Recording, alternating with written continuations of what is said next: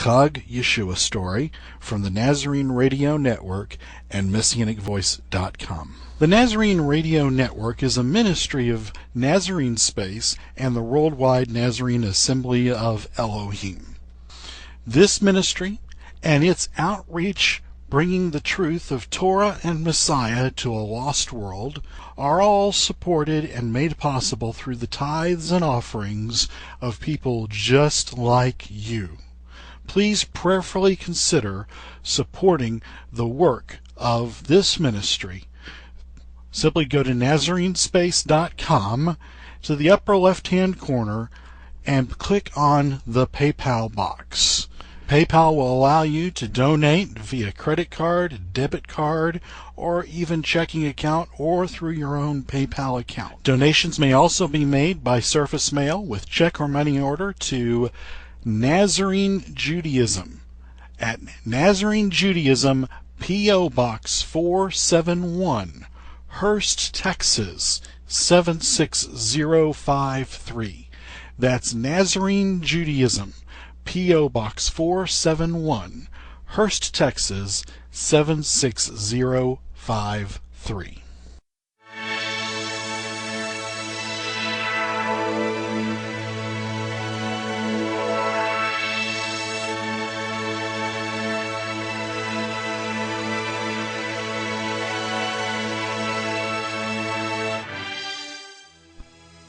Welcome to the Chag Yeshua radio drama, a dramatization from Maccabees 3.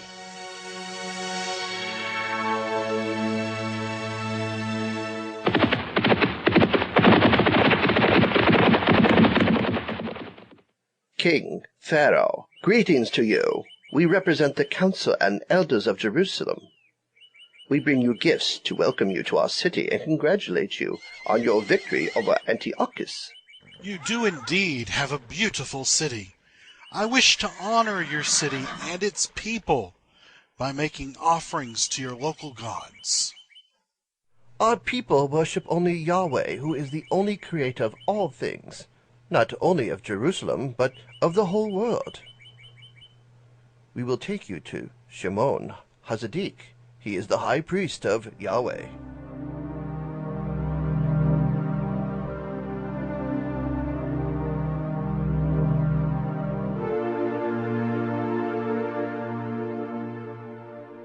Greetings, King Ptolemy. I'm Shimon, the high priest of the Most High Yahweh, Elohim of heaven and earth. So this is the famous Temple of Jerusalem. It is indeed magnificent. I must see all of it. With all due respect, my Pharaoh, the Holy of Holies at the heart of the temple is forbidden to all by the high priest, and even I may enter only once a year, on the Day of Atonement. But I am the king. Even if other men are deprived of this honor, I ought not to be. I have entered the inner chambers of other temples, and their priests permitted it. Why should I not enter this one? You are my subject. I need not your permission. Yahweh is like no other gods. Other gods have mouths, but do not speak. They have eyes, but do not see. And they have ears, but they do not hear. But Yahweh hears the voice of his people. He sees all things, and he speaks to his people through his Torah and his prophets. Yahweh's Torah forbids any man but the high priest to enter the Holy of Holies. Bah! I am the king. Just as I have entered the innermost chambers of other temples, so shall I enter this one.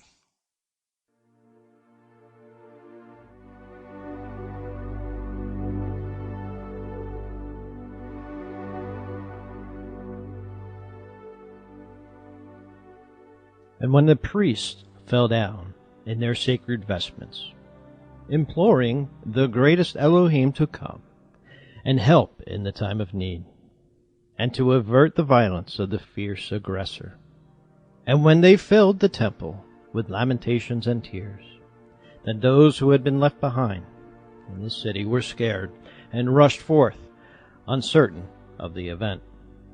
Virgins who had been shut up within their chambers came out with their mothers, scattering dust and ashes on their heads, and filling the streets with outcries. Women, but recently separated off, left their bridal chambers, left the reserve that befitted them, and ran about the city in a disorderly manner. Newborn babies were deserted by mothers or nurses who waited upon them, some here, some there, in houses or in fields. These now, with an ardor which could not be checked, swarmed into the Most High Temple. Various were the prayers offered up by those who assembled in this place, on account of the unholy attempt of the king. Along with these there were some of the citizens who took courage, and would not submit to his obstinacy, and his intention of carrying out his purpose. Calling out to arms, and to die bravely in defense of the Torah of their fathers, they created a great uproar in the place, and were with difficulty brought back by the aged and elders to the station of prayer which they had occupied before. During this time, the multitude kept praying.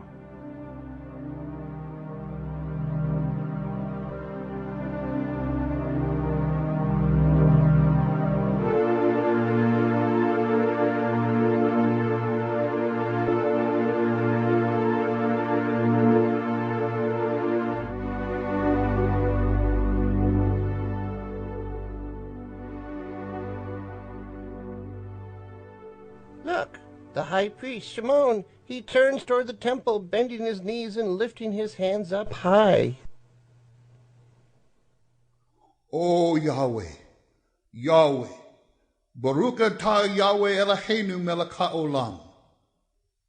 Yahweh, King of the universe, ruler of all creation, set apart among the set apart, sole governor, almighty, give ear to us who are oppressed by a wicked and a profane one, who exalts in his confidence and strength. It is you, creator of all, the master of the universe, who are a righteous governor, judge of all who act with pride and insolence.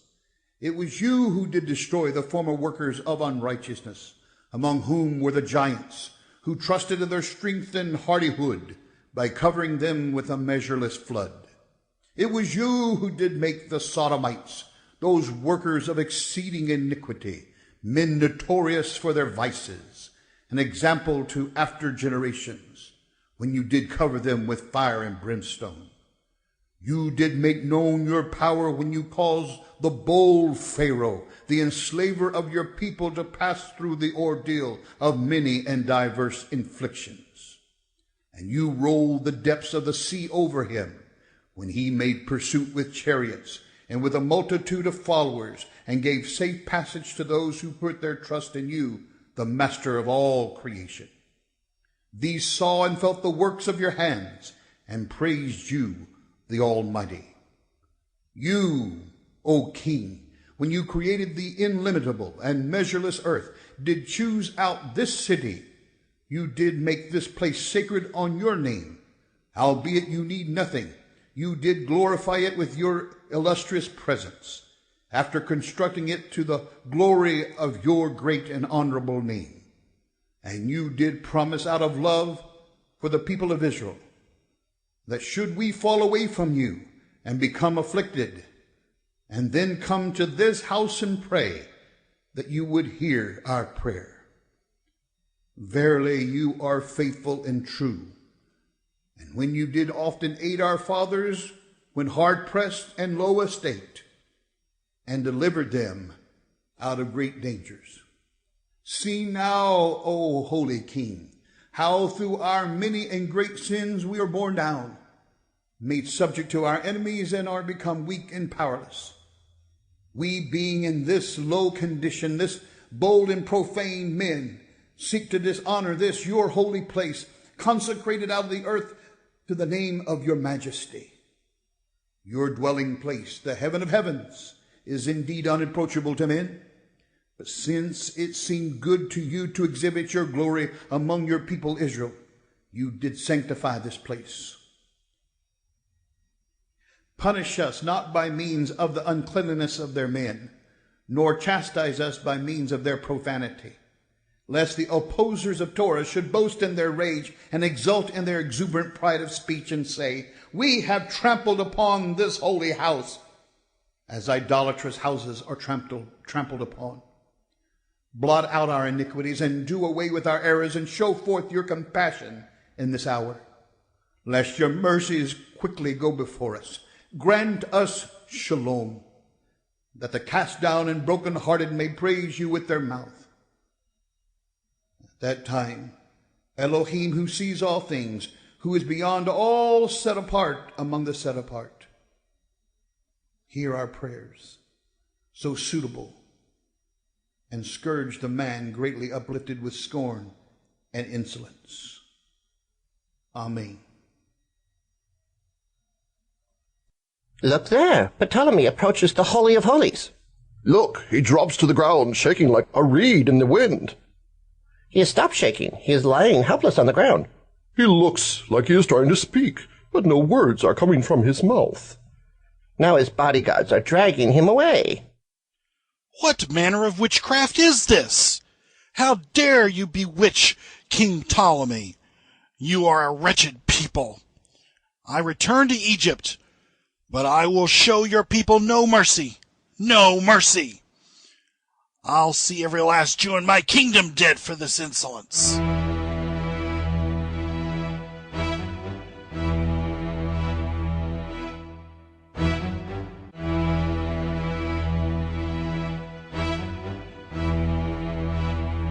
Look, on the courtyard tower, there is an inscription posted. What does it say? Philo, you can read Egyptian. What does it say? Yes, it says the entrance to their own temple is to be refused to all those who would not sacrifice. All the Jews are to be registered among the common people. Those who resist are to be forcibly seized and put to death. That those who are thus registered are to be marked on their own persons by the ivy leaf symbol of Dionysus, and to be set apart with these limited rites. But if any of them should elect to enter the community of those infiltrated in the rites, they shall have equal rights with Alexandrians.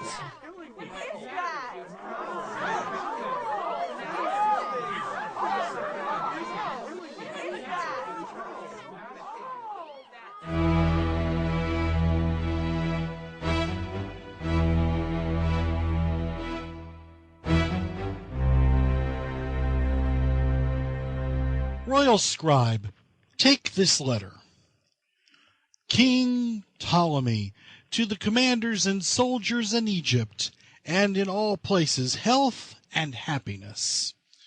So having bestowed considerable sums of money upon the temples of the several cities, we proceeded even as far as Jerusalem, and went upon to honor the temple of these wretched beings who never cease from their folly.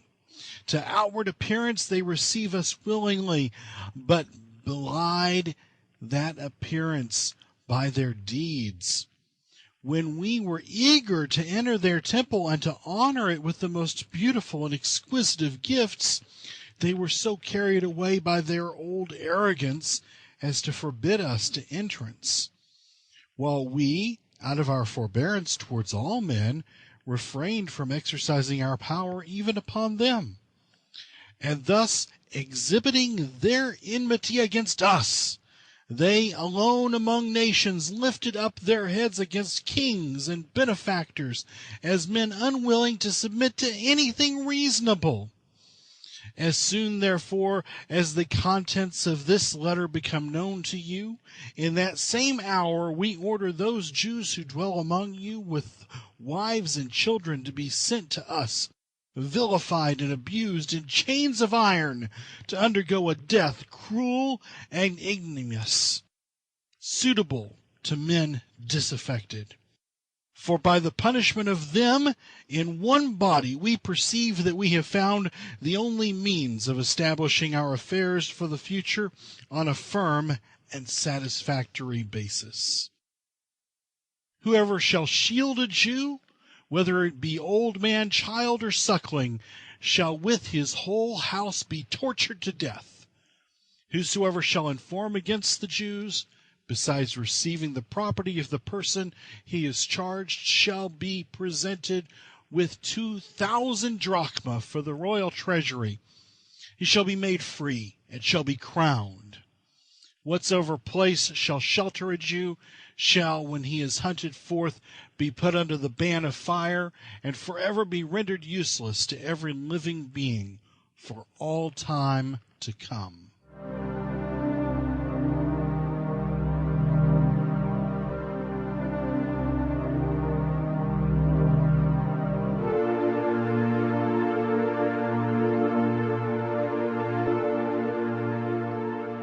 Wherever this decree was received, the people kept up a revelry of joy and shouting, as if their long pent-up hardened hatred were now to show itself openly.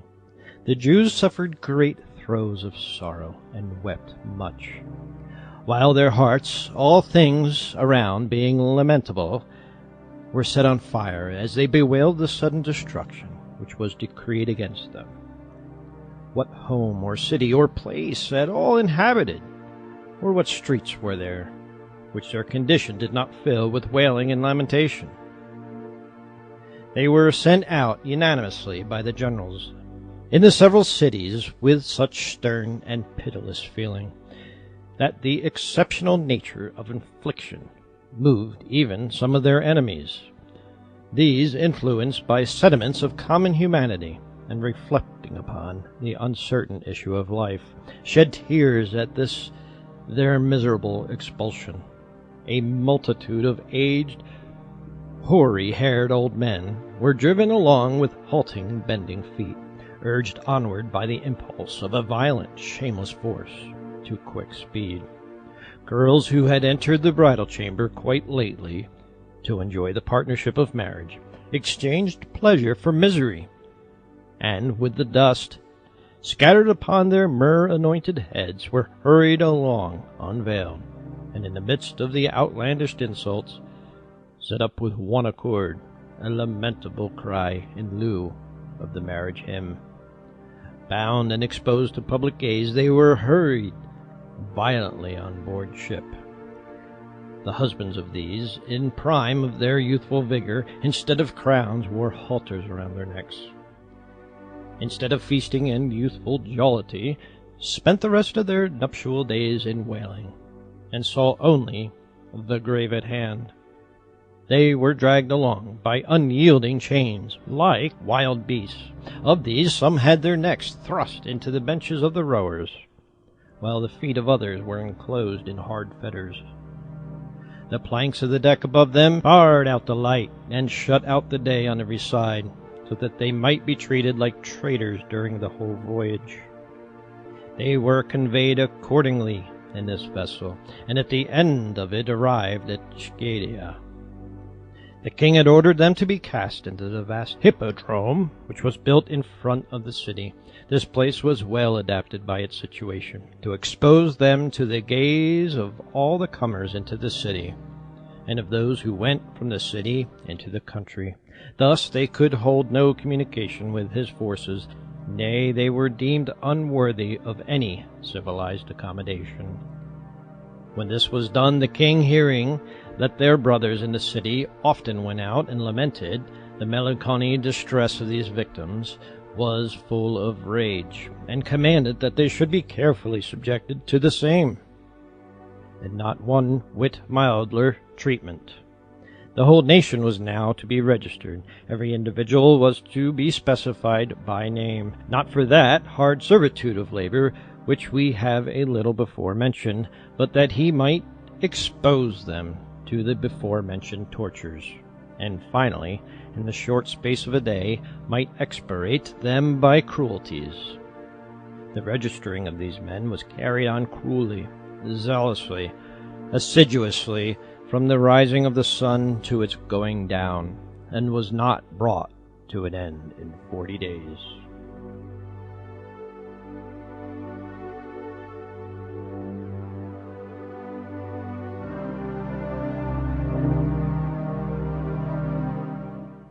King King Ptolemy, we can no longer take the census of the Jews.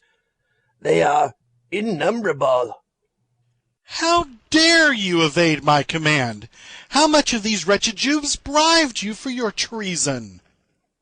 But, King, we have not been bribed. We have used up all paper and pen in Egypt. And still there are more Jews uncounted.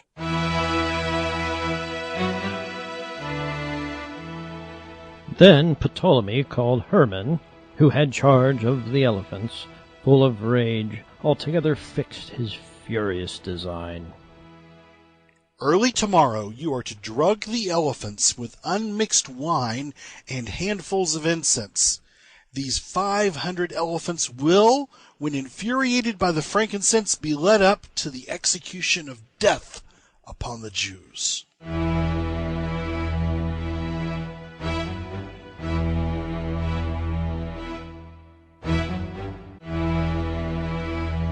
Then Hermann, who had filled his merciless elephants with copious draughts of mingled wine and frankincense, came early to the palace to certify the king thereof. He, however, who has sent his good creatures sleep from all time, by night or by day, thus gratifying whom he wills, diffused a portion thereof now upon the king. By the sweet and profound influence of Yahweh he was held fast, and thus his unjust purpose was quite frustrated, and his unflinching resolve greatly falsified. But the Jews, having escaped the hour which had been fixed, praised their set-apart Elohim, and again prayed to him who is easily reconciled to display the power of his powerful hand to the overweening Goyim. The middle of the 10th hour had well nigh arrived, when the master bidder, seeking the guests who were bidden, collected, came and shook the king. Sire, you have been sleeping all day. No one has been able to wake you. The time for your great banquet is passing by. Gather the guests.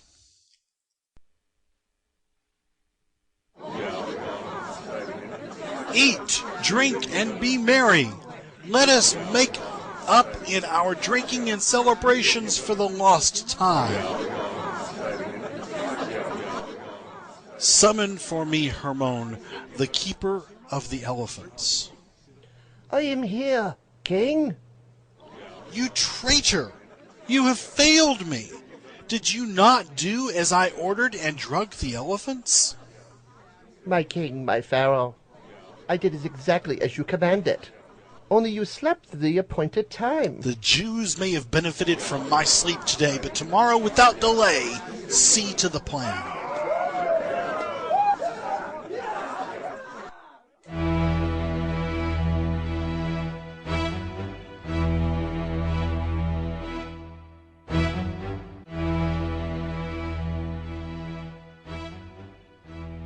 The morning cock had just crowed, and Hermann, having harnessed the brutes, was stimulating them in the great colonnade. The city crowds were collected together to see the hideous spectacle, and waited impatiently for the dawn. The Jews, breathless with momentary suspense, stretched forth their hands and prayed to the greatest Elohim in mournful strains, again to help them speedily. The sun's rays were not yet shed abroad, and the king was waiting for his friends, when Hermann came to see him, calling him out and saying that his desires could now be realized. The king, receiving him, was astonished at his unwonted exit, and overwhelmed with a spirit of oblivion about everything, inquired the object of his earnest preparation. But this was the working of the almighty Elohim, who had made him forget all his purpose. The elephants are ready, my king. All is ready to carry out your plan. Huh? What plan? What are you talking about? My king, my pharaoh, don't you remember? Your plan to kill the Jews. Your parents of your children, were they here? To these wild beasts a large repast they should have furnished, not these innocent Jews. who me and my fathers loyally have served. Had it not been for familiar friendship and the claims of your office, your life should have gone for theirs.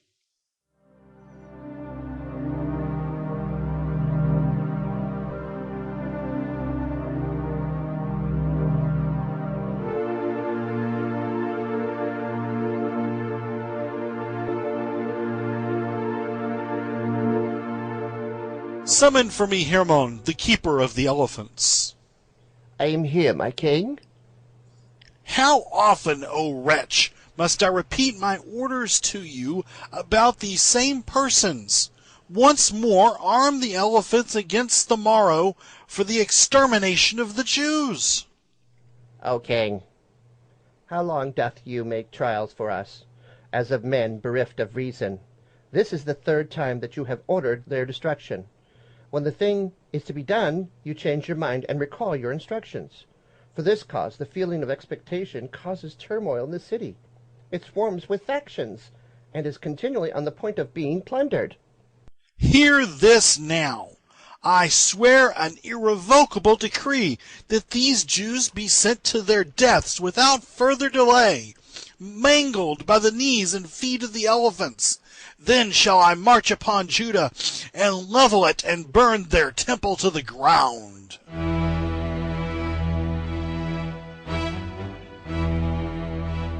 Joyfully his friends broke up, together with his kinsmen, and trusted in his determination, arranged their forces in guard at the most convenient places of the city. And the master of the elephants urged the beast into an almost maniacal state, drenched them with incense and wine, and decked them with frightful instruments. About early morning, when the city was now filled with an immense number of people at the hippodrome, he entered the palace and called the king to the business at hand.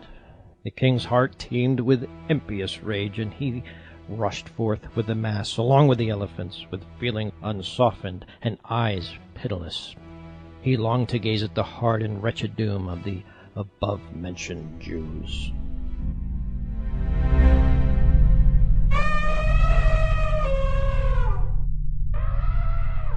What is that cloud at the gate?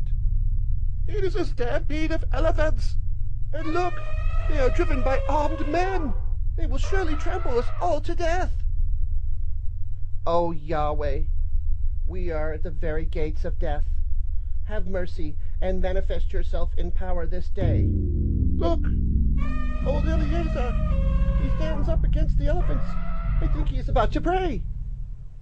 O King, O mighty in power, most high, almighty Elohim, who regards the whole creation with your tender mercies, look upon the seed of Abraham, upon the children of the sanctified Yaakov, your sanctified inheritance. O Father, now being wrongfully destroyed as strangers in a strange land, you destroyed Pharaoh with the hosts of chariots, when the masters of the same Egypt were uplifted with toilless hardihood and loud-sounding tongue. Shredding the beams of your mercy upon the race of Israel, you did overwhelm him with his proud army. When Sennacherib, the grievous king of the Assyrians, glorying in his countless hosts, had subdued the whole land with his spear, and was lifting himself against your set-apart city with boasting grievous to be endured, you, O Yahweh, did demolish him, and did shred forth your might to many nations. When the three friends in the land of Babylon of their own will expose their lives to the fire rather than serve vain things, you did send a dewy coolness through the fiery furnace, and bring the fire upon all their adversaries. It is you who, when Daniel was hurled through slander and envy as a prey to lions below, did bring him down against unhurt to light. When Jonah was pining away in the belly of the sea-bred monster, you did look upon him, O Father, and recover him to the sight of his own. And now, you who hate insolence, you who dost abound in mercy, and you who are the protector of all things, appear quickly to those of the race of Israel, who are insulted by abhorred, toilless Goyim. For if life during our exile been stained with iniquity, deliver us from the hand of the enemy, and destroy us, O Yahweh, by the death of which you prefer. Let not the vain-minded congratulate vain idiots at the destruction of your beloved, saying, neither did their God deliver them.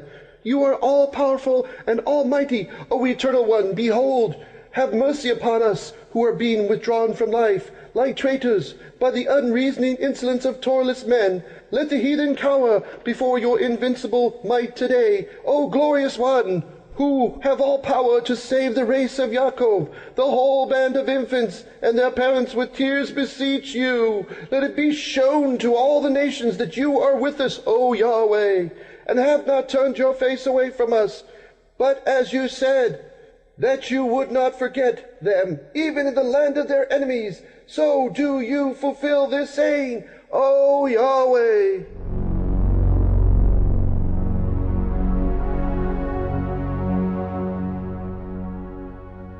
Now, at that time, Eleazar had ended his prayer. The king came along to the hippodrome with the wild beasts, and with his tumultuous power. When the Jews saw this, they uttered a loud cry to heaven, so that the adjacent valleys resounded, and caused an irascible lamentation throughout the army. What is that bright light up ahead? It is as if the gates of heaven have opened up, and look, there 2 fearsome angels have come forth. Oh, look, the elephants have suddenly become terrified, and they are turning back on us.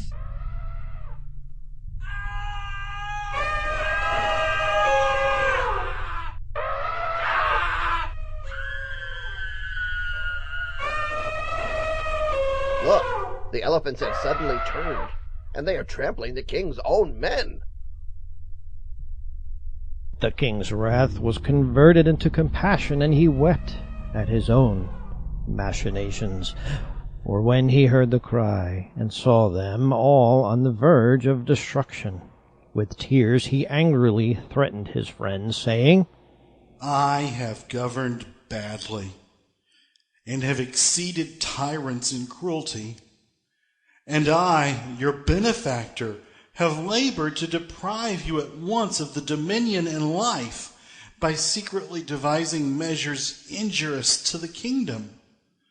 I have gathered here unreasonably, removing each from his house those who in fidelity to us had held the fortress of the country.